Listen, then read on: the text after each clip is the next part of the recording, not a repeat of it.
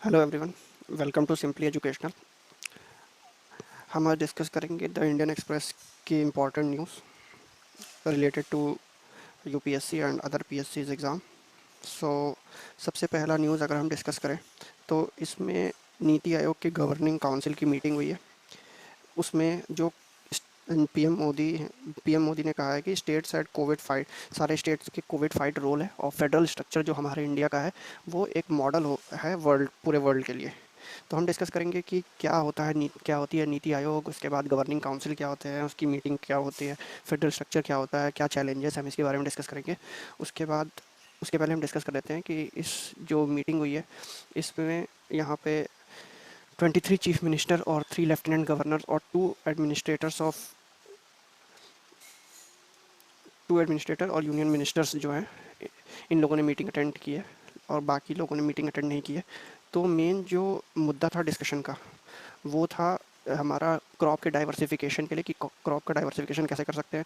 National education policy जो आई थी 2020 में उसे उसे कैसे इम्प्लीमेंट करना है। अर्बन गवर्नेंस पे बात की गई थी और अगर हम नीचे देखें तो यहाँ पे और भी चीज़ों पर डिस्कस हुआ था, जैसे कि मिनिमम सपोर्ट प्राइस क्या होनी चाहिए फार्मर्स के लिए, आईएएस ऑफिसर का शॉर्टेज है वो क्या हो रहा है, और रिव्यू ऑफ जीएसटी जो है गुड्स एंड सर्विसेज टैक्स है उसका रिव्यू क्या होना चाहिए, increase allocation of funds for states, इसके बारे में भी डिस्कशन हुआ था।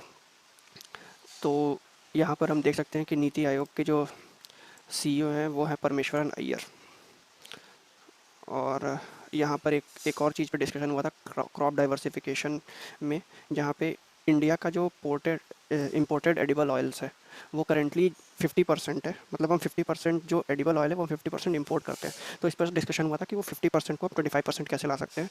उसके बाद हम कुछ पल्सेस का, भले ही हमारा पल्सेस अभी 7 to 8% ही इम्पोर्ट होता है, लेकिन इसमें जो कमी है वो मसूर और अरहर की सबसे ज़्यादा है। तो इस पर भी डिस्कशन हुआ था। तो ये हमारी बेसिक न्यूज़ है। उसके बाद अगर हम बात करते हैं नीति आयोग की, हम इसमें डिस्कशन करेंगे नीति आयोग की, फिर हम इसके बाद डिस्कशन करेंगे गवर्निंग काउंसिल की, फिर उसकी मीटिंग जो हुई उसके बारे में पता चल गया, फिर फेडरल स्ट्रक्चर के बारे में डिस्कशन करेंगे। सबसे पहले हम बात करते हैं नीति आयोग की। तो नीति आयोग को प्लानिंग कमीशन की जगह लाया गया था, जो कि 1 जनवरी 2015 से एक्टिव है। इसको कोऑपरेटिव फेडरलिज्म को स्पिरिट देने के लिए लाया गया था और गवर्नमेंट का जो अभी फ़िलहाल का विज़न है कि मैक्सिमम गवर्नेंस हो, मिनिमम गवर्नमेंट हो, तो उसको ये एक बूस्ट प्रोवाइड करता है या फिर एक सपोर्ट प्रोवाइड करता है। तो अगर हम कंपोनेंट की बात करें नीति आयोग के, तो नीति आयोग के कंपोनेंट जो हैं या कंपोजिशन जो है वो सबसे पहले तो चेयरपर्सन होते हैं, उसमें एक वाइस चेयरपर्सन होते हैं, उसके बाद गवर्निंग काउंसिल होती है, रीजनल काउंसिल होती है, एडहॉक मेंबरशिप होती है, उसके बाद हमारे पास एक्स ऑफिशियो मेंबरशिप होती है, चीफ एग्जीक्यूटिव ऑफिसर होते हैं, स्पेशल इन्वाइटीज़ होते हैं।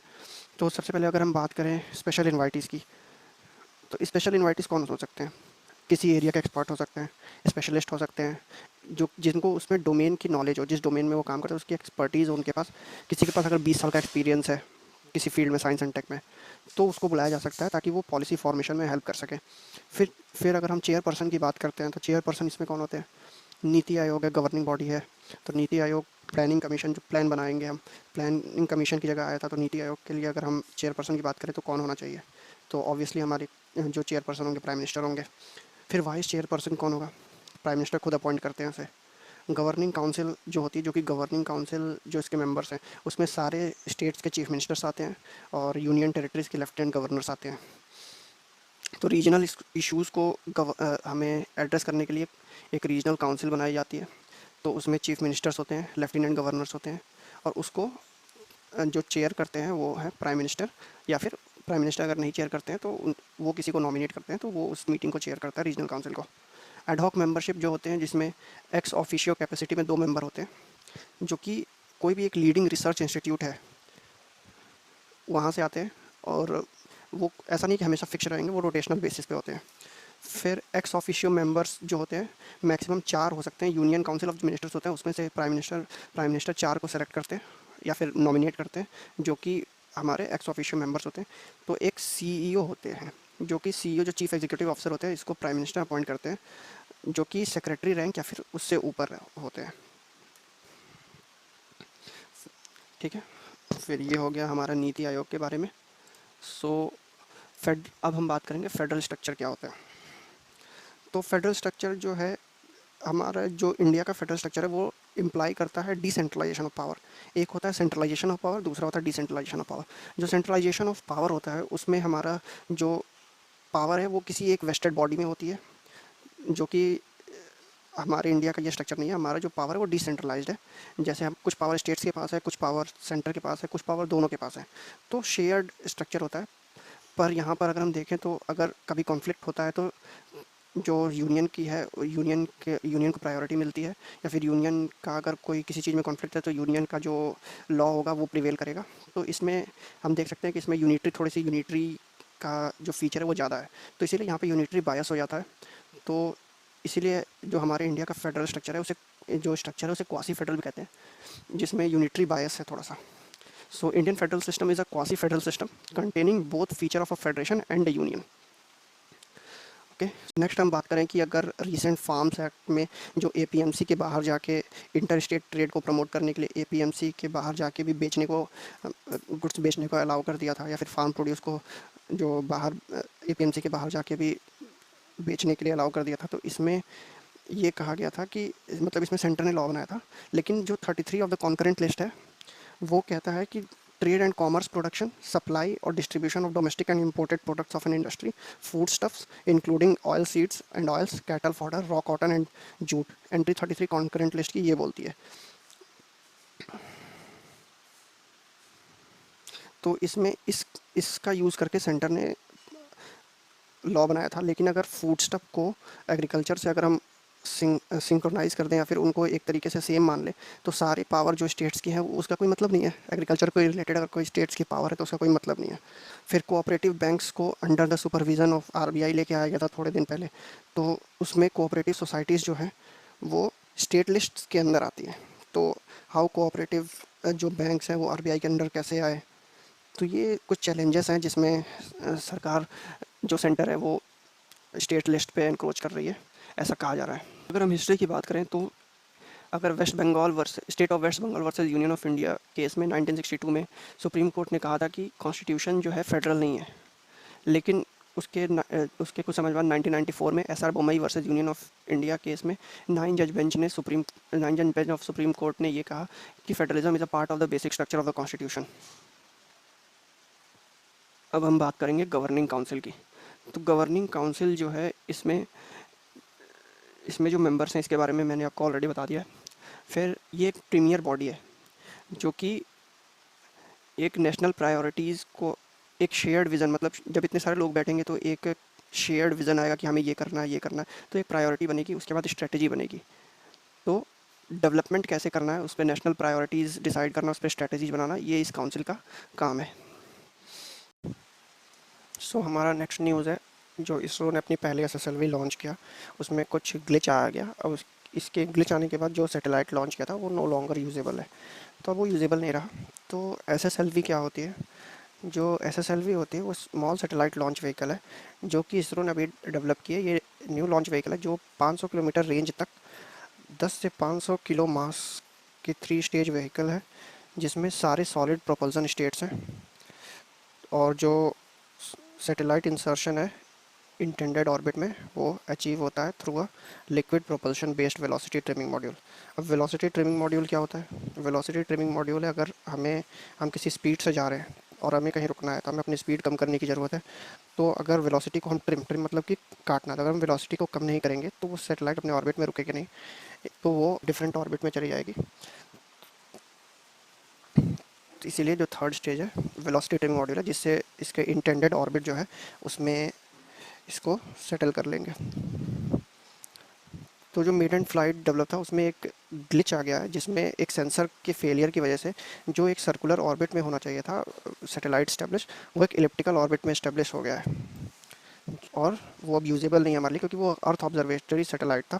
तो अर्थ को ऑब्जर्वेशन करने के लिए एक सर्कुलर पाथ में होना ज़रूरी है।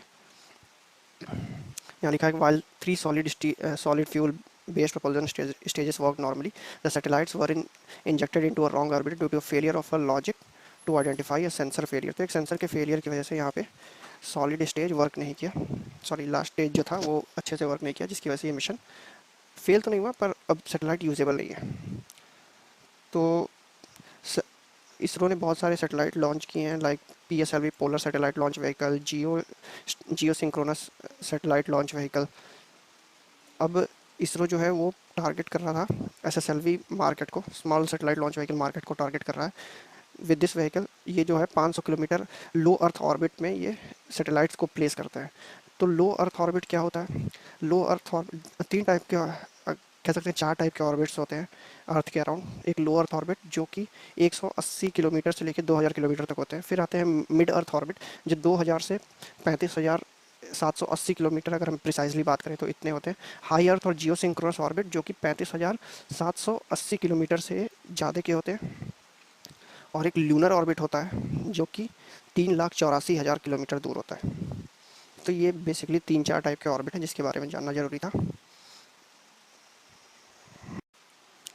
और अब हम बात करें इसरो की, तो इसरो एक स्पेस एजेंसी है अंडर डिपार्टमेंट ऑफ स्पेस जो गवर्नमेंट ऑफ इंडिया का है, और इसका हेडक्वार्टर कहाँ है? बेंगलुरु, कर्नाटका में। और इसका विज़न की बात करें तो स्पेस टेक्नोलॉजी का हार्नेस करना किस चीज़ के लिए सबसे इंपॉर्टेंट है? किस चीज़ के लिए? नेशनल डेवलपमेंट के लिए। और नेशनल डेवलपमेंट के साथ साथ स्पेस साइंस के ऊपर रिसर्च करना और प्लानिटरी एक्सप्लोरेशन करना, डिफरेंट प्लैनेट्स पे एक्सप्लोर करना, ये इसका विज़न है।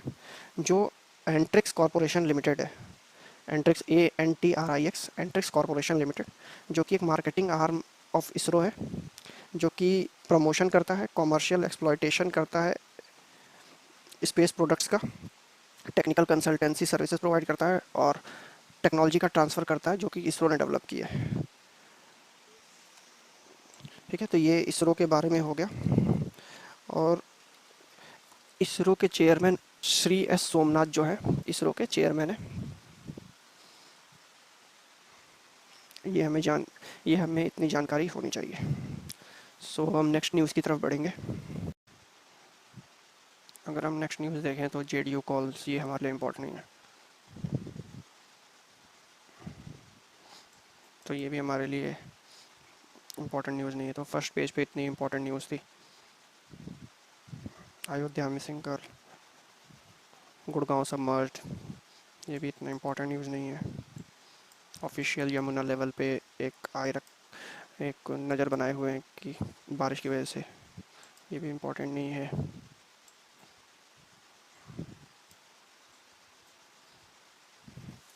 एक इस्लामिक स्टेट से IS से लिंक है इस इंसान का, जिसको अरेस्ट किया गया है दिल्ली बाटला हाउस से, ये भी इम्पोर्टेंट नहीं है। LG की क्या बात हुई न्यू दिल्ली म्यूनसिपल कॉरपोरेशन से। फिर रीपेमेंट ऑफ लोन, ये भी इम्पोर्टेंट नहीं है। मैन हू अब्यूज नोएडा women still on run his henchman, तो ये भी हमारे लिए इम्पोर्टेंट नहीं है। On FB Instagram accused has following in 1000, किसी कितने फॉलोवर्स हैं ये सीधे काट देना है हमें न्यूज़। MCD पोल डिलिमिटेशन एक्सरसाइज, ये भी हमें ज़रूरत नहीं है। Never got support from Delhi government despite living in the city. फिर IMEI ब्लॉकिंग बेटर रीच, तो ये हमें इम्पोर्टेंट नहीं है, पर फिर भी हम एक बार जान लेते हैं कि IMEI नंबर में, अगर IMEI का फुल फॉर्म क्या होता है? इंटरनेशनल मोबाइल इक्विपमेंट आइडेंटिटी होती है। इंटरनेशनल मोबाइल इक्विपमेंट आइडेंटिटी हर मोबाइल का अलग होता है, और in case of any theft तो IMEI नंबर जो है उससे ट्रेस कर लेते हैं। पर अभी जो न्यू दिल्ली पुलिस है वो वर्क कर रही है IMEI ब्लॉकिंग पे। IMEI ब्लॉकिंग अगर हो जाएगी तो वो फ़ोन किसी काम का नहीं रहेगा। तो अगर हम यहाँ देखें, there has according to the police a total of 460 snatching cases has been reported in January 1 to 28, तो 4,500 के केस, 4,500 लगभग केस हो चुके हैं 6 महीने में। तो 11 से 15% का इंक्रीज़ हुआ है। तो ये आइडिया, पुलिस इस आइडिया के साथ आई है कि immediately register data of all stolen phone and upload it to the crime servers and criminal tracking. तो जैसे ही यहाँ पे इनको एक आइडिया है कि ये इमीडिएटली उस डेटा को रजिस्टर करके सारे स्टोलन फ़ोन्स को सर्वर जो IMEI उसको सर्वर पे डाल देंगे और तुरंत उसको ब्लॉक कर देंगे IMEI को। तो जैसे ही IMEI ब्लॉक होगा, फ़ोन किसी भी यूज़ का नहीं रह जाएगा, और एक्यूज्ड जो है receiver will not be able to make money, तो फ़ोन किसी काम का नहीं है तो कोई ख़रीदेगा भी नहीं उसे। सो ये IMEI ब्लॉकिंग से बाकी कुछ इंपॉर्टेंट नहीं है इसमें।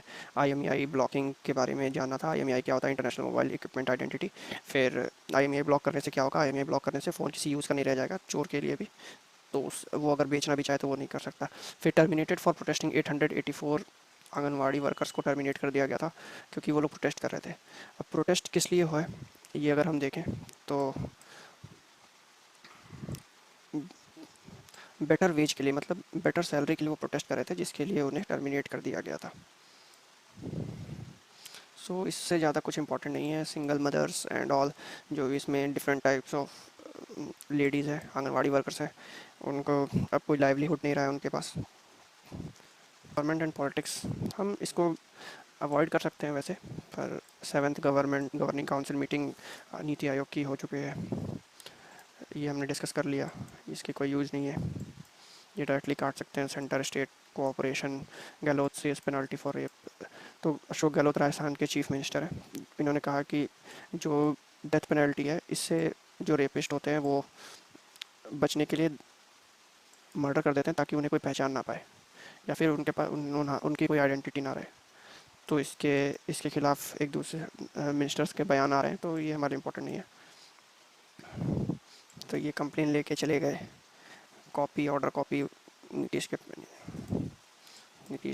नीतीश कुमार बिहार के चीफ मिनिस्टर ने इस मीटिंग स्किप कर दी। Special airport desk, simplified visa norms, Jal Jeevan mission, governance, ये हम पढ़ सकते हैं। बाकी संपर्क टू ज्वाइन कांग्रेस टुडे, कौन ज्वाइन कर रहा है क्या नहीं, ये हमारे लिए इंपॉर्टेंट नहीं है। गवर्नेंस पेज पे एक आध दो न्यूज़ होती है जो कि पढ़ने लायक होती है। हम इस न्यूज़ को गवर्नेंस के पर्सपेक्टिव से देख सकते हैं, और अपने एग्जाम्पल में कभी इंक्लूड करना हो तो यहाँ पर लिख सकते हैं। पिंपलगढ़ रंजनोली जो एक विलेज है, इसमें जल जीवन मिशन से 842 फैमिलीज़ विलेज के हैं, उनको टैप वाटर कनेक्शन मिल सकता है। तो 55 litre of water every day हर एक रेसिडेंट को, 5654 रेसिडेंट्स हैं विलेज में, उसको डेली पानी मिलता है। तो जल जीवन मिशन क्या है? जल जीवन मिशन जो है, गवर्नमेंट जो है स्टेट्स के साथ पार्टनरशिप करके portable water in adequate quantity हर घर को प्रोवाइड करना है। तो इसमें including the tribal areas of the country through tap water, तो ट्राइबल एरियाज़ को भी इंक्लूड करना है। गवर्नमेंट की पार्टनरशिप है स्टेट्स के साथ। Portable drinking water in adequate quantity, तो वाटर तो देना है पर एडिक्वेट क्वांटिटी में देना है, ये भी ध्यान रखना है। और एक प्रिस्क्राइब्ड क्वालिटी है, जैसे कि इसमें कितना क्वालिटी, उस पानी की क्वालिटी पहले चेक, फ़िल्टर पानी होना चाहिए, पीने लायक होना चाहिए, वैसा ना हो कि पानी पी के लोग बीमार पड़ जाए। सो यहाँ पे एक टारगेट बनाया गया था 2024 तक, to provide every household water, सारे रूरल हाउस होल्ड को प्रोवाइड करना था, ये बेसिकली रूरल के लिए है। Under Jal Jeevan mission aims to provide portable water in adequate quantity on a long term basis to every rural household including the tribal areas, 2024 तक ये करना है। फिर यहाँ पर अगर हम डेटा देखें, फिर यहाँ पे विलेज में वो पहले जाते थे, लाइन में खड़े होते थे, ये सब है। यहाँ पर पानी 7 से 11 सुबह आता है सबके घर में, तो ये यहाँ पर लिखा हुआ है। फिर उसके बाद अगर हम डेटा देखें तो महाराष्ट्र में जो है 71% ऑफ हाउस होल्ड में एक्सेस टू टैप कनेक्शन है, 71%। लेकिन अगर हम नेशनल एवरेज की बात करें तो वो सिर्फ 52% है। तो महाराष्ट्र बहुत अच्छा कर रहा है जल जीवन मिशन के मामले में। महाराष्ट्र जो है 9th रैंक करता है आफ्टर गोवा, तेलंगाना, हरियाणा, अंडमान निकोबार, पंजाब, बिहार, हिमाचल प्रदेश और मणिपुर। तो ये सारे स्टेट्स हैं जो कि अच्छा परफॉर्म कर रहे हैं जल जीवन मिशन के अंदर। तो 90% यहाँ पे डेटा है, 90% of village in the state has already at least one tap. तो ये इम्पॉर्टेंट है कि यहाँ पे जल जीवन मिशन का कैसा यूज़ हो रहा है। फिर हम नेक्स्ट न्यूज़ पे चलते हैं। मणिपुर ने अपना मोबाइल नेटवर्क सर्विसेज 5 दिन के लिए बंद कर दिया कम्युनल टेंशन की वजह से। कम्युनल टेंशन क्यों हुआ था? क्योंकि एडसम लीडर जो है उसको अरेस्ट कर लिया गया था। तो एडसम का मतलब all tribal student union Manipur, जो एक एपेक्स बॉडी है ट्राइबल स्टूडेंट्स की उस स्टेट में। तो उसमें 2 जगह यहाँ पे law and order problems after 2 vehicles were torch by miscreants, तो इतना जानने की ज़रूरत है। फिर इसके बाद हम देखते हैं कि यहाँ पे मणिपुर कहाँ आता है, और मणिपुर के बारे में कुछ फैक्ट्स देख लेते हैं ताकि हमारे पास डेटा हो कुछ मणिपुर के बारे में जानने के लिए। तो मणिपुर जो स्टेट है north east part of the country में सिचुएटेड है। तो इसके बॉर्डर स्टेट्स कौन कौन से हैं? नागालैंड और आसाम। नागालैंड नॉर्थ में है, जैसे आप देख सकते हैं नॉर्थ। आसाम आसाम हमारे ईस्ट में है, और वेस्ट में मिज़ोरम है। और जो कंट्री से जो बाउंड्री इसकी लगती है वो है म्यांमार, या फिर उसको बर्मा भी बोलते हैं। मणिपुर को बोलते हैं लैंड ऑफ जेम्स, ठीक है। और इसकी कैपिटल क्या है? इम्फाल। तो ये मणिपुर के बारे में था। मणिपुर के सीएम एंड गवर्नर के बारे में अगर हम बात करें तो मणिपुर के सीएम का नाम है एन बीरेन सिंह, और गवर्नर जो है नजमा हेपतुल्ला लागा नेशन, 2 गवर्नर हैं।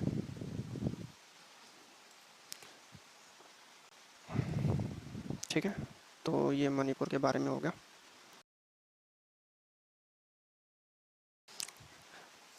Common common undergraduate entrance test का एग्ज़ाम फिर से रीशेड्यूल हुआ है, तो ये एक न्यूज़ है जो कि बस रीड कर लेना। ग्लिच आ गया था कुछ फेज़ 2 में। तो quasi judicial power to bureaucrats not new says Fadnavis. ये भी इतना कुछ इंपॉर्टेंट न्यूज़ नहीं है ब्यूरोक्रेट्स को।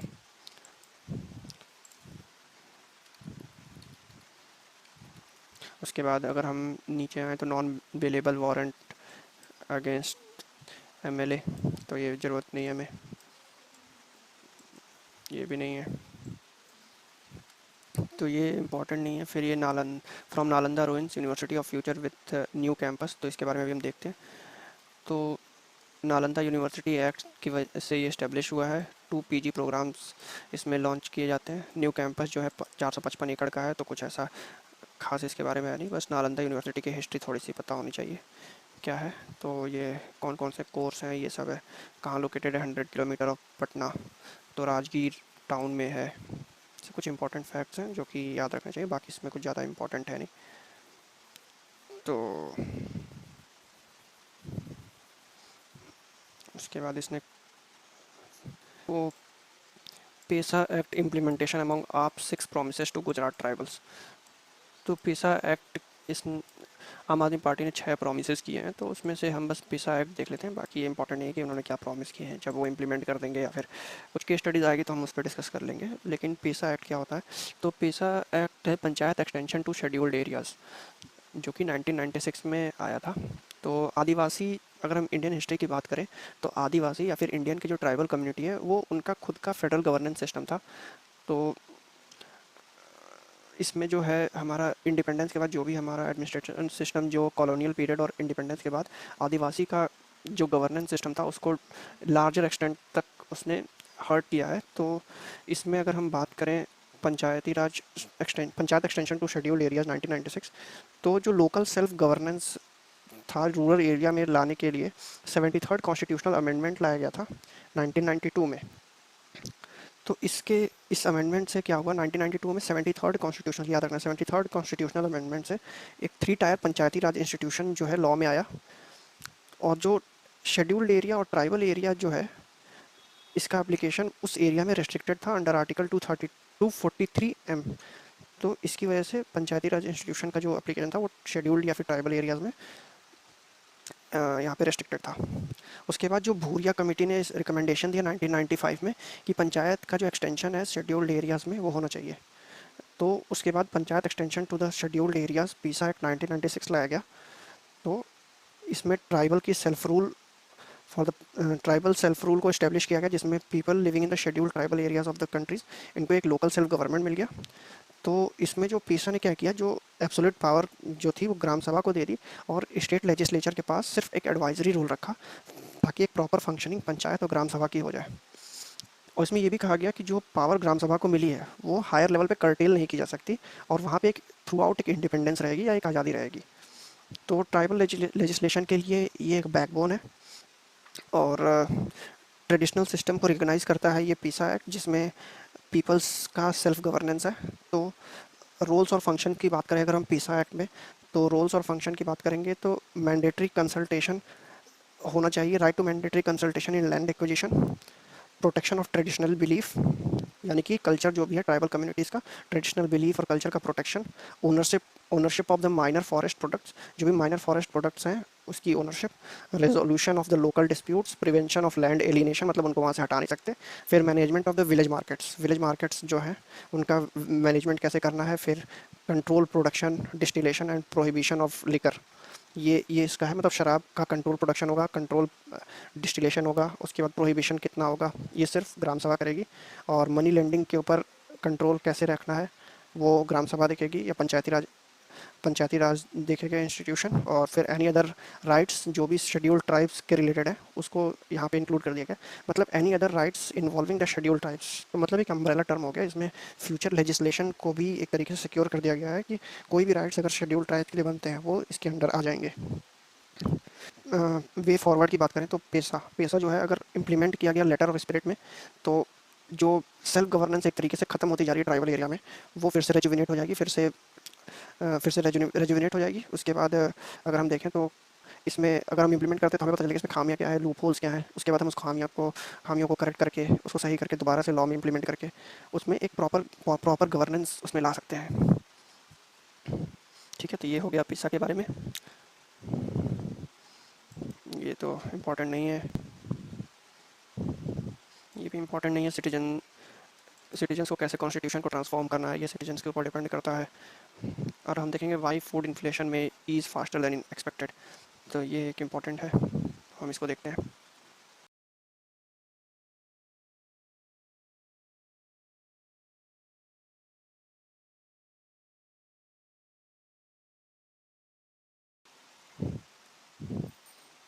सो अगर हम बात करें, एलॉन मस्क ने कहा है कि जो ग्लोबल इकोनॉमी वो अपने पीक इन्फ्लेशन से आगे जा चुकी है, अब इससे ज़्यादा इन्फ्लेशन नहीं होगा और इन्फ्लेशन जो है रैपिडली गिरेगा। तो अगर हम देखें तो इसमें कहा गया है, तो जो ये कह रहे हैं उसको सपोर्ट भी किया जा रहा है, क्योंकि अगर हम देखें तो UN food and agricultural organization जो है उसके फूड प्राइस इंडेक्स जो है लास्ट मंथ में एवरेज 140.9 पॉइंट्स थे, जो कि जून के महीने से 8.6% कम है। और अक्टूबर 2008 के बाद ये सबसे स्टीप ड्रॉप देखने को मिला है, और मार्च में ये सबसे हाईएस्ट 159% पे पहुंच गया था। अभी लेटेस्ट की इंडेक्स रैंकिंग 135.6 ऑफ जनवरी है, before the still ongoing war. तो अभी ऑनगोइंग वॉर है रशिया और यूक्रेन के बीच में। सो इसके बारे में फैक्टर्स क्या क्या बताए गए हैं, तो there were more supply side shock, weather, pandemic, war और export control. Weather related shocks जो थे वो इंक्लूड किए गए थे। यूक्रेन में ड्रॉट आ गया, साउथ अमेरिका में ड्रॉट आ गया, जिसकी वजह से सनफ्लावर और सोयाबीन सप्लाईज पे अफेक्ट पड़ गया। और इंडिया में जो था मार्च और अप्रैल में हीट वेव आया, जिसके बाद इंडिया के जो वीट क्रॉप थे उस पे असर पड़ गया। फिर पैंडमिक में देखें तो मलेशिया में प्लांटेशन जो है पाम प्लांटेशन, उस पर अफेक्ट पड़ गया। फिर इंडोनेशिया और बांग्लादेश में जो फ्रूट के बंचेस होते हैं उसमें, फ्रेश फ्रूट के बंचेस होते हैं उसमें अफेक्ट पड़ा। फिर रशिया यूक्रेन वॉर की वजह से जो रशिया और यूक्रेन मिलकर 28.5% wheat, 18.8% of the corn, 34.4% of the barley and 78.1% of the sunflower export करते हैं, उसमें इसकी वजह से डिसरप्शन आ गया। फिर एक्सपोर्ट कंट्रोल जो रशियन लगाया था दिसंबर में, क्योंकि हॉट टेम्परेचर्स की वजह से वहाँ पे डोमेस्टिक फूड इन्फ्लेशन का फियर था, उसकी वजह से एक्सपोर्ट कंट्रोल लगाया, जिसकी वजह से फूड प्राइसेस इंक्रीज़ हो गए पूरे वर्ल्ड के। तो अब यहाँ पे रिजम्पशन जो हो गया है, रशिया ने अपना यहाँ पे रिजम्पशन हो गया है यूक्रेन का export via the Black Seas की वजह से। प्राइस रशिया एलोन जो है फूड का एक्सपोर्ट, जो कि वो 33 मेट्रिक टन करने वाला था लास्ट ईयर, 33 मेट्रिक टन किया था, इस साल एक्सपेक्टेड है कि वो 40 मिलियन टन करेगा, सॉरी मेट्रिक टन नहीं, मिलियन टन करेगा 2022-23 के साल में। फिर इंडोनेशिया जो है उसने अपने पाम ऑयल एक्सपोर्ट से बैन हटा दिया इस मई के महीने में। फिर यूएस, ब्राज़ील, अर्जेंटीना और पैराग्वे जो है वो बम्पर सोयाबीन क्रॉप्स को हार्वेस्ट करने के ऊपर अपना ध्यान दे रहे हैं। फिर अगर हम देखें तो ग्लोबल फैक्टर्स के अलावा जो हमारे लोकल फैक्टर्स हैं, जैसे कि साउथ वेस्ट मानसून इस साल 5.5% नेशनल एवरेज से ज़्यादा रहा है, जिसकी वजह से क्रॉप्स उगाने में बहुत हेल्प मिली है। गुड रेंस मिले हैं। फिर our average rainfall has boosted under most crop this kharif monsoon season. ठीक है, राइस स्टॉक्स जो हैं गवर्नमेंट में 47.2 मिलियन टन है, जो कि नेसेसरी से 3.5 टाइम्स है, जो कि ये बफर की तरह काम कर रहा है, इससे प्राइसेस नीचे जाने लगे हैं। फिर चना जो है वो एमएसपी से नीचे बिक रहा है, इसकी वजह से प्राइसेस नीचे जा रहे हैं। फिर गवर्नमेंट एजेंसी जो है 3 मिलियन टन्स ऑफ चना और 1 लाख टन्स ऑफ मसूर को स्टॉक करके रखा है, लेकिन जो कि 2.2 मेट्रिक टन्स और 25,000 टन्स होना चाहिए, उससे ज़्यादा है, जिसकी वजह से प्राइसेस नीचे जा रहे हैं। फिर हाउएवर कुछ प्रॉब्लम हो सकती है, जैसे कि अरहर में प्राइसेस नीचे, प्रॉब्लम्स हो सकते हैं अरहर में, क्योंकि इसमें नो एडिशनल एक्सपोर्टेबल सप्लाईज़ यहाँ पे इतने नहीं हैं। फिर मोज़म्बिक मलावी, म्यांमार।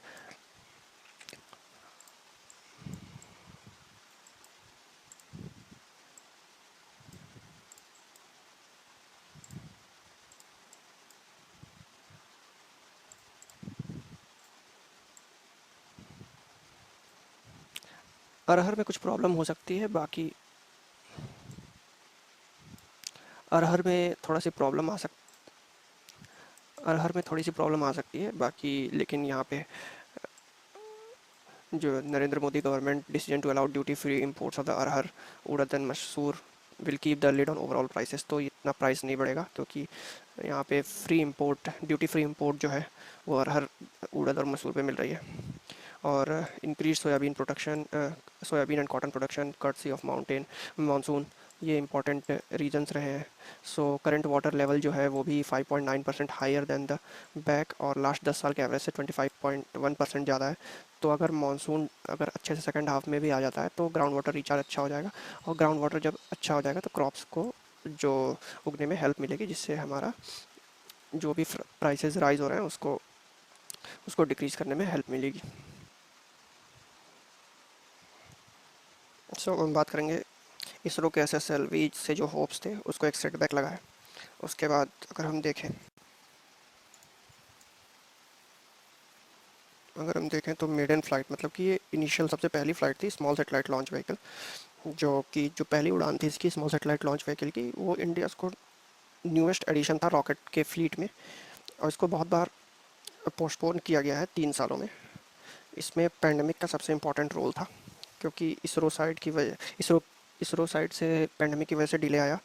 लेकिन इस जो संडे को जब ये लॉन्च हुआ था तो उसमें कुछ टेक्निकल फेलियर्स की वजह से वो जो डेजिग्नेटेड जो उसका ऑर्बिट था उसमें जाने की जगह ये एक डिफरेंट ऑर्बिट में चला गया, जो इसकी वजह से अनयूजेबल हो गया।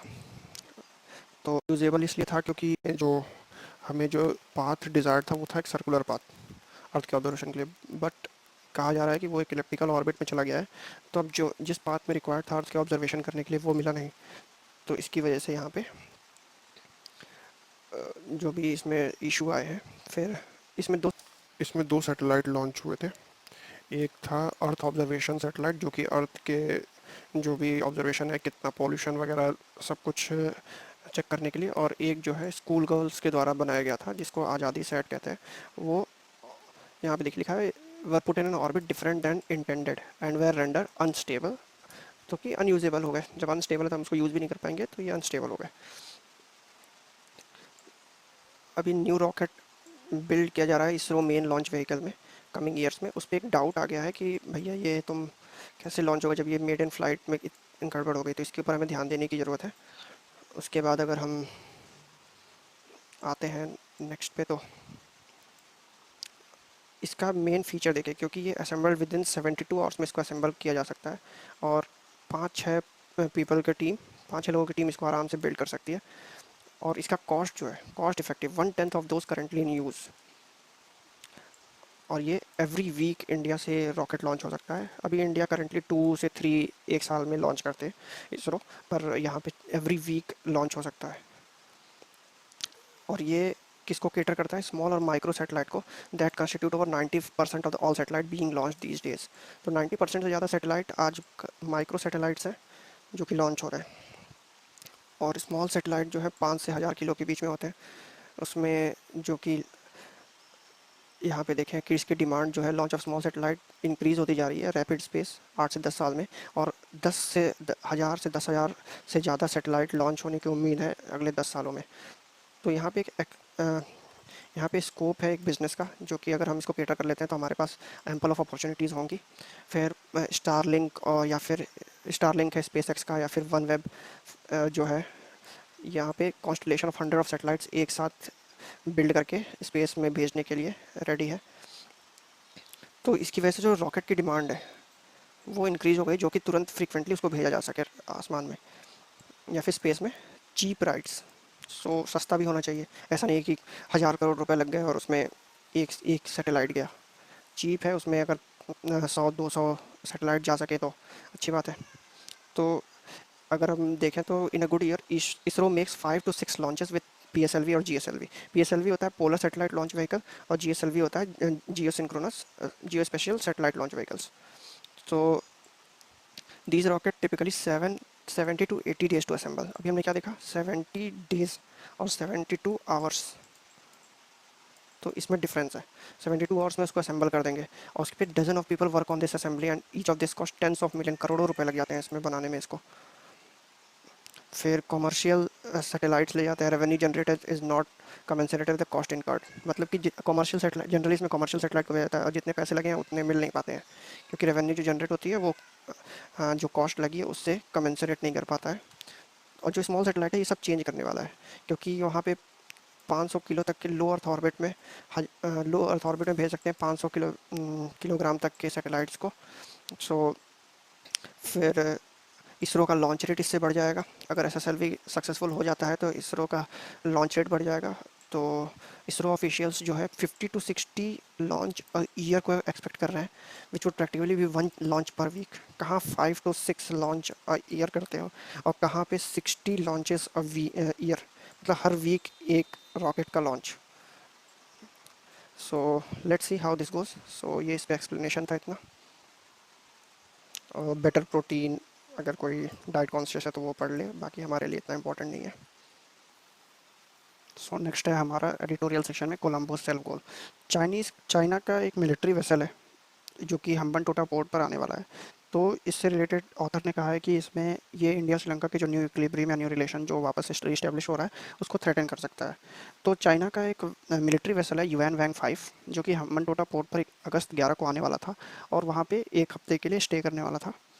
तो इंडिया इसके ऊपर सिक्योरिटी कंसर्न शो कर रहा था और एक हफ्ते तक नेगोशिएशन करने के बाद जो दो साउथ एशियन नेबर हैं वो एक नतीजे पहुंचे हैं कि श्रीलंका ने बोला है कि अभी जब तक हम फर्दर नोटिस पे जब तक फर्दर नोटिस नहीं आता तब तक ये जो नेगोशिएशन वो होल्ड पर है, मतलब कि वेसल अभी हम्बनटोटा पोर्ट पर नहीं आएगी। पर ये शो करता है कि matter is still for negotiation. लेकिन अगर श्रीलंका ये सोचता है कि अगर ये वो इनवाइट कर देगा तो वापस से थोड़े दिन बाद इनवाइट करेगा, तो ये इंडिया श्रीलंका रिलेशन के लिए अच्छी बात नहीं है। और इंडिया को कंसर्न इसलिए कि चाइनीज यूएन वैंग वेसल जो है वो एक स्ट्रेटेजिक प्लेटफॉर्म है और वो पीपल लिबरेशन आर्मी का सपोर्ट फोर्स बनता है। सो अगर अब चाइना इंडिया में अगर फाइट होती है, ऑथर ये कह रहे हैं अगर चाइना इंडिया में फाइट होती है तो श्रीलंका वहाँ पे साइड में खड़े होकर, अगर रिंग फाइट होती है साइड में खड़े होकर उसको कुछ नहीं होगा, दोनों की फाइट नहीं देख सकता, क्योंकि चाइना और इंडिया के फाइट में जो इफेक्ट होगा वो श्रीलंका को होगा। तो this is the second time, ये दूसरी बार है 19 महीनों में जब Colombo has try to make a light of India security, मतलब not concern about India security और टेकिंग इट लाइटली जो इंडिया सिक्योरिटी कंसर्न है। तो उसमें 19 महीने पहले श्रीलंकन गवर्नमेंट ने 2-3 आइलैंड थे जिसमें रिन्यूएबल एनर्जी प्रोजेक्ट के लिए चाइनीज़ फर्म को अलॉट कर दिया था ताकि उस पर रिन्यूएबल एनर्जी प्रोजेक्ट बने, जो कि तमिलनाडु के क्लोज था। तमिलनाडु कोस्ट लाइन उसके बहुत पास था। तो उसके लिए फिर इंडिया और श्रीलंका के बीच में नेगोशिएशन हुई और ये फाइनल किया गया कि इसको डेवलपमेंट ग्रांट पे करेंगे और वो डिसीजन रिवर्स कर दिया गया जिस पे चाइना को दिया गया था ये डेवलपमेंट करने के लिए रिन्यूएबल एनर्जी को।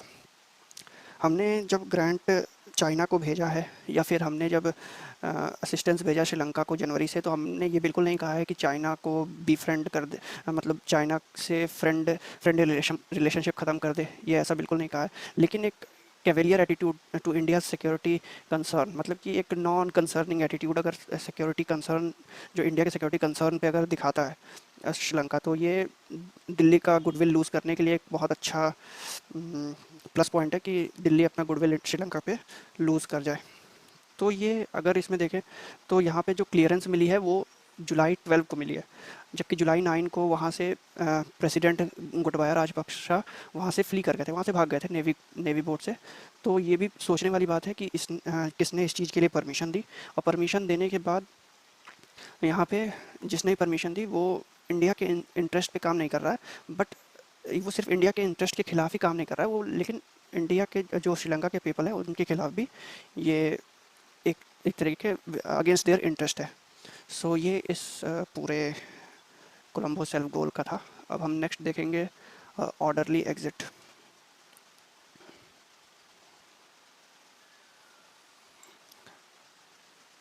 तो अब हम देखते हैं एक an orderly exit. RBI government must act in coordination during economically challenging period. So इसमें बताया गया है कि जो एमपीसी है, मॉनेटरी पॉलिसी कमेटी है, उसने यूनानिमसली मतलब कि सबने सेम चीज़ पे वोट किया है और रेपो रेट को 50 बेसिस पॉइंट से बढ़ा दिया है।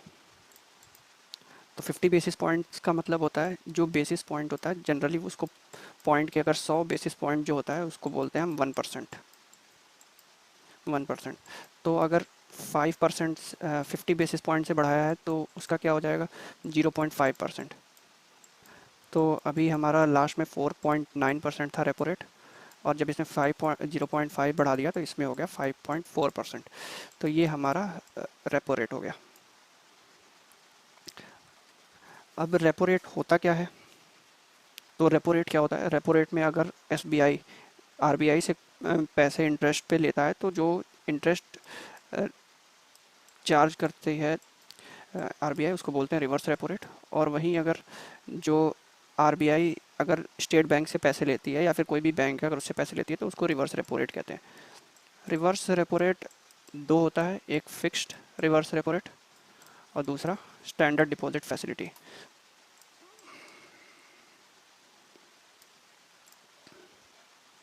अब रेपो रेट क्या होता है, रेपो रेट अगर एसबीआई को, अगर मान लीजिए एसबीआई बैंक है, अगर उसको आरबीआई से पैसा चाहिए तो एक तरीके से वो लोन हुआ, तो आर एसबीआई को कुछ इंटरेस्ट देना पड़ेगा उस पर। तो अगर एसबीआई ने लोन लिया 100 रुपये का, तो मान लीजिए अगर उस पर 10% रेपो रेट है, हालांकि इतना होता नहीं पर 10% रेपो रेट है, तो जब वो पैसे वापस करेगा एसबीआई तो वो 110%, 110 रुपये करेगा, जिसमें से 10% जो आरबीआई इंटरेस्ट लेता है, आरबीआई ने लोन दिया उस पर इंटरेस्ट लिया, इसको बोलते हैं रेपो रेट। ठीक है।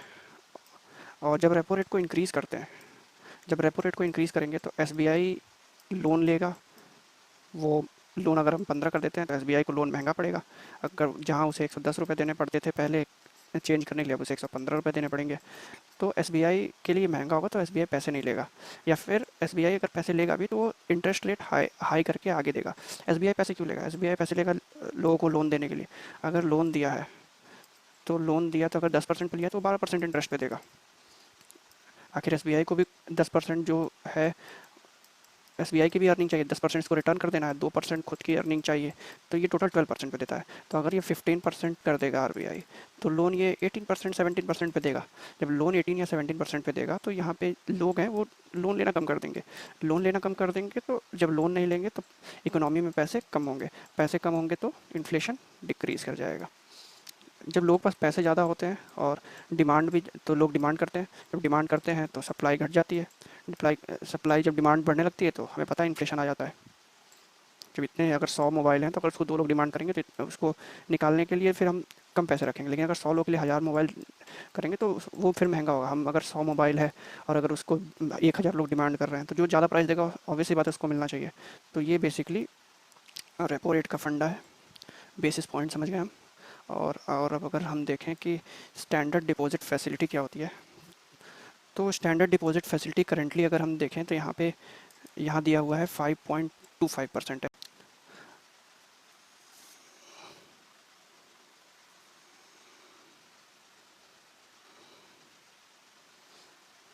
अब हम बात करते हैं कॉल मनी रेट की। दो बैंक को आपस में अगर पैसे एक्सचेंज करना है या किसी बैंक को ज़रूरत है तो वो कॉल मनी रेट जो कि होता है रिवर्स रेपो रेट से कम होगा, जो रिवर्स रेपो रेट से कम होगा जो आपस में बैंक एक दूसरे से एक्सचेंज कर लेंगे।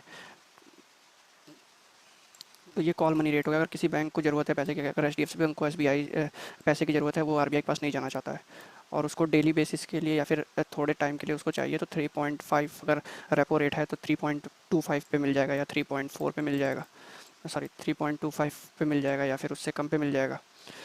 तो जैसा है वो कॉल मनी रेट हो गया।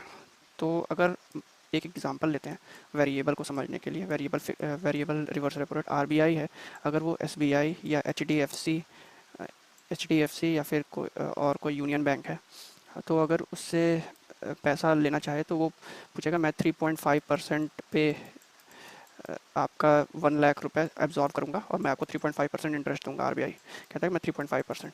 तो फिर बैंक आपस में कंसल्टेशन करते हैं, सब अपनी अपनी रेट बताते हैं। 3.6 एचडीएफसी कहता है मैं 3.8, यूनियन बैंक कहता है मैं 3.2 में दूंगा, या 3.7 मान लेते हैं, 3.7 में दूंगा। तो एसबीआई को सेलेक्ट करके एसबीआई से 1 लाख रुपए इकोनॉमी में सक कर लिया जाता है, जो कि तो इसमें क्या, इसमें एक प्रॉब्लम है कि अगर आरबीआई ने 3.2 कहा तो ये बैंक आपस में डिस्कशन करके एक मिनिमम बना लेते हैं कि मैं 3.8 लूँगा। अगर आरबीआई 3.2 दे रही है और ये कह रहे हैं कि मैं 3.8 लूँगा या फिर 3.8% लूँगा, तो फिर आरबीआई के लिए ये दिक्कत है। तो आरबीआई ने इसके लिए फिर इंट्रोड्यूस किया स्टैंडिंग डिपॉजिट फैसिलिटी, और इसमें कोई सिक्योरिटी नहीं देनी पड़ती है, यहाँ पे कोलेटरल नहीं देना पड़ता है, लेकिन जो एक फिक्स्ड रेट रहता है जो जिस पे आरबीआई आरबीआई पैसे देती है। तो अगर ये हमारा रिवर्स रेपो रेट है, ये फिक्स्ड वाला है, फिक्स्ड रिवर्स रेपो रेट, अगर हम इससे ऊपर देखें तो स्टैंडर्ड डिपॉजिट फैसिलिटी को इंट्रोड्यूस किया गया। इसमें कोलेटरल नहीं देना पड़ता है, तो स्टैंडर्ड डिपॉजिट जो जनरली एसडीएफ से सॉरी रिवर्स रेपो रेट से हायर होता है, और इसके ऊपर होता है रेपो रेट जो कि जनरली हायर ही होगा। और फिर आरबीआई ने क्या किया, बैंक रेट हो गया और हमारा मार्जिनल स्टैंडिंग फैसिलिटी जो शॉर्ट टर्म के लिए लोन मिलता है, इन सब के लिए आरबीआई ने इसको कम कर दिया, या फिर इन सबको एक रेट कर दिया, और यहाँ पे एक लिक्विडिटी कॉरिडोर बना दिया। तो ये लिक्विडिटी कॉरिडोर है। तो अगर हम देखें करंट करंट का एग्जांपल लें तो 5.4 हमारा रेपो रेट है और 5.25 हमारा स्टैंडर्ड डिपॉजिट फैसिलिटी है। स्टैंडर्ड डिपॉजिट फैसिलिटी जो है, स्टैंडिंग डिपॉजिट फैसिलिटी, ये हो जाएगा हमारा 0.15। तो यहाँ से इसके बीच में हमारा 0.15 है, और सेम इतना ही ऊपर हमारा 0.15, ये हमारा बैंक रेट होगा। Reverse rate margin standing facility repo rate से इतना ज़्यादा होगा, अगर शॉर्ट टर्म के लिए लोन चाहिए तो इतना ज़्यादा होगा। और ये पूरा 0.3 जो है लिक्विडिटी कॉरिडोर हमारा हो जाएगा 0.3%। सो ये स्टैंडर्ड डिपॉजिट फैसिलिटी का कॉन्सेप्ट है। सो इस न्यूज़ में बस इतना ही है। आगे चलते हैं। वेलकम वाइस प्रेसिडेंट, तो इसमें कोई ज़्यादा इम्पोर्टेंट नहीं है। सिंगिंग फिल्म, फेडिंग स्टार्स, ये भी इम्पोर्टेंट नहीं है कुछ। फिर अगर हम देखें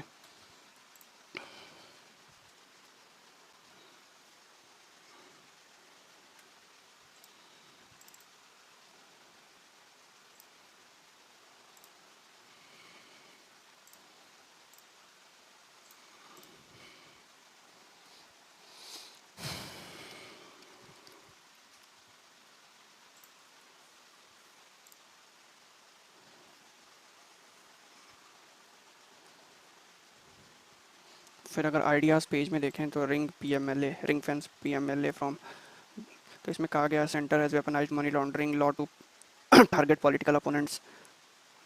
तो ये क्रिटिसाइज़ करते हुए तो इतना कुछ वो नहीं है। जीएन ताइवान क्वेश्चन, तो बस डेवलपमेंट याद रखना है कि ताइवान नैन्सी पेलोसी हैं जो कि ताइवान विजिट करके आए हैं। तो चाइनीज़ कम्युनिस्ट पार्टी में ये ऐसा स्टेटमेंट रिलीज़ किया है कि threat to Chinese national integration and all. तो ये सब इतना इम्पोर्टेंट नहीं है यहाँ पे।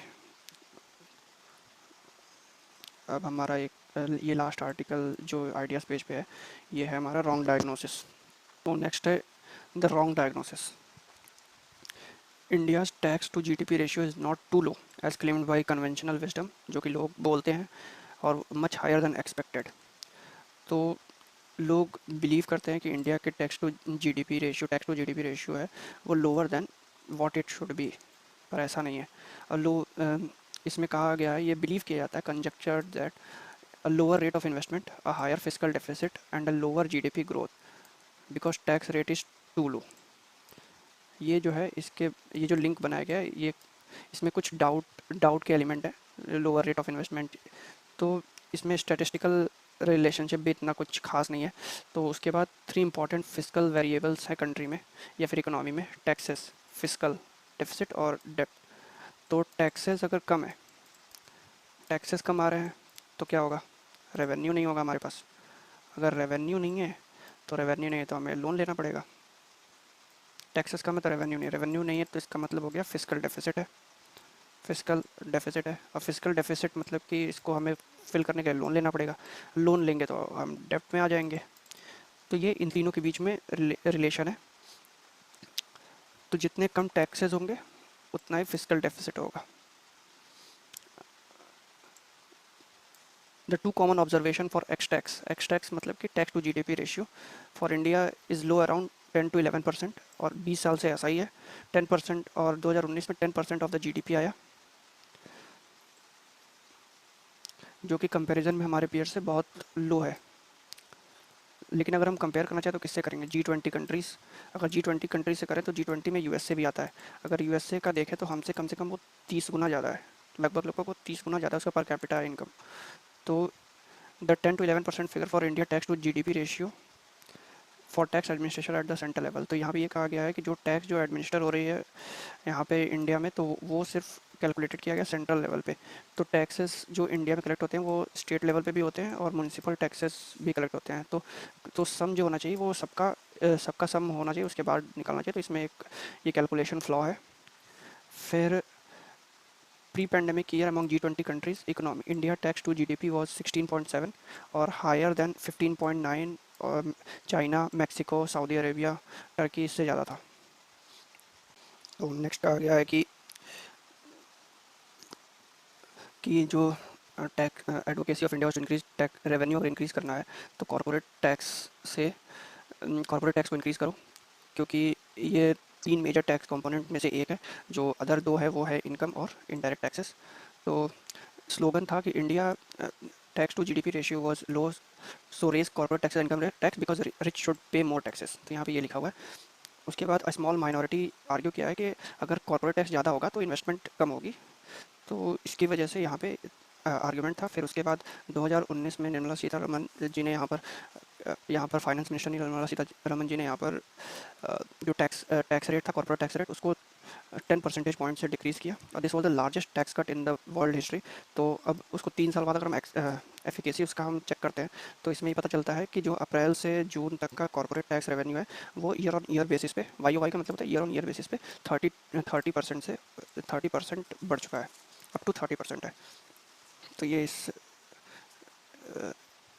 आइडियाज़ पेज का था। बाकी चाइना और ताइवान के warships shadow each other as Beijing. तो चाइना ताइवान के बीच में थोड़ा कुछ टसल चल रहा है। चाइना मानता है कि ताइवान उसका हिस्सा है, पर ताइवान को रिकॉग्नाइज़ किया जाता है। ताइवान अपने आप को एक इंडिपेंडेंट कंट्री के रूप में देखता है।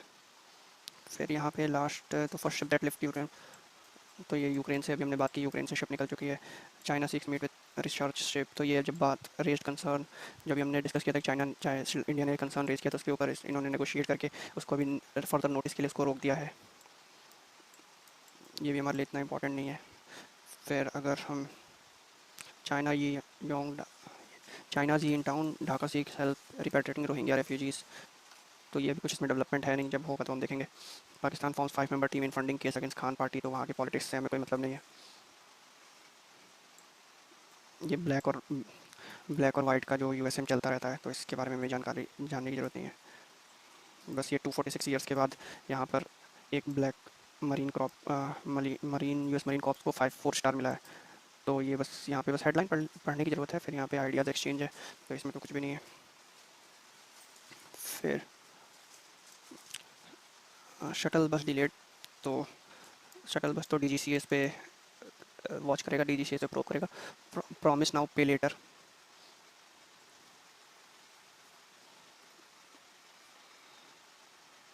रिफॉर्म्स लाया जा रहा है इलेक्ट्रिसिटी अमेंडमेंट बिल में, और इसी मानसून सेशन में लाया जा रहा है। तो जब इस पर डेवलपमेंट हो जाएगा तो हम इस पर देख लेंगे। अभी कुछ भी इसमें देखने लायक नहीं है। फिर यहाँ पे हम देखते हैं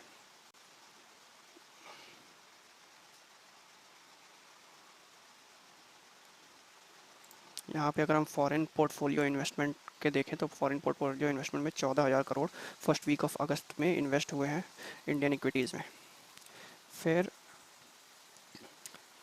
जो फॉरेन पोर्टफोलियो इन्वेस्टमेंट जो है 5,000 करोड़ था नेट इन्वेस्टमेंट जुलाई में। अगर हम देखें तो जुलाई से लगभग 2.8 टाइम्स हो गया है। 2.8 टाइम्स ये जो इन्वेस्टमेंट है वो एक वीक में ही आ गई है। और FPI जो है वो जुलाई में बायर्स को after 9 straight month heavy net outflow, because वहाँ पे जो US ने अपना फेडरल रिजर्व के इंटरेस्ट रेट हाई कर दिए थे। तो यहाँ पे 9 स्ट्रेट मंथ्स के बाद यहाँ पे हमारे पास जो अक्टूबर में स्टार्ट हुआ था हमारे यहाँ से फॉरेन पोर्टफोलियो का आउटफ्लो, तो अब पिछले हफ्ते जो है मतलब लास्ट वीक में 1 to 7 में हमारे पास 14,000 करोड़ रुपए आए हैं। तो इसमें ज़्यादा कुछ नहीं है। फिर यहाँ पे डेटा दिया है कि depositories F P as include net amount of 14,175 crore in India. तो फॉरेन पोर्टफोलियो इन्वेस्टमेंट क्या होता है, ये एक कॉमन वे है इन्वेस्ट इन ओवरसीज़ इकोनॉमीज़। तो जो यूएसए या फिर बाकी अदर कंट्रीज़ है वहाँ के लोग अगर इंडिया में इन्वेस्ट करते हैं तो हमारे लिए वो फॉरेन पोर्टफोलियो इन्वेस्टमेंट है। ये बस इसके बारे में जानना है। तो स्टॉक्स में भी वो कर सकते हैं और डिपॉजिटरी रिसीट्स में भी वो इन्वेस्ट कर सकते हैं। तो ऐसा इसमें बस दिया हुआ है। चाइना एक्सपोर्ट गेट स्टीम, तो इतना कुछ इसमें इंपॉर्टेंट नहीं है। इसमें भी कोई कंसिडर मोर रेट हाइक्स, लॉस में चल रही कुछ कंपनी, आउटबाउंड टूरिज्म, तो इसके बारे में कुछ ज़्यादा इसमें है नहीं। थिंक दैट्स इट, आज के लिए इतना ही। ये हमारे मोस्ट इम्पॉर्टेंट न्यूज़ था जिसमें हमने होलिस्टिक कवरेज किया है with federal structure and all. So that's all for today. मिलते हैं कल एक नए एनालिसिस के साथ। Thank you and have a nice day.